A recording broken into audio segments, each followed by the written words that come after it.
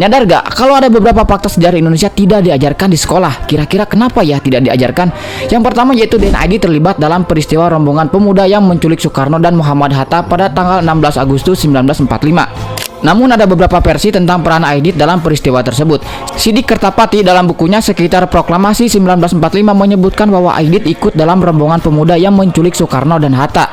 Yang kedua yaitu Buya Hamka pernah ditangkap dan dipenjara oleh Soekarno selama 2 tahun 4 bulan tanpa peradilan.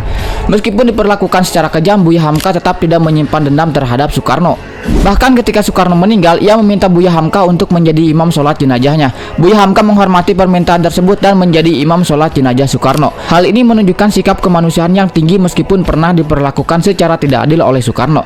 Yang ketiga yaitu hyperinflasi dengan tingkat 600% terjadi di Indonesia pada tahun 1965 selama masa kepemimpinan Presiden Soekarno. Inflasi ini disebabkan oleh beredarnya 3 jenis mata uang yang tidak terkendali, kondisi politik dan ekonomi yang tidak stabil, serta kebijakan pemerintah yang tidak efektif dalam mengendalikan inflasi. Yang keempat yaitu masa bersiap.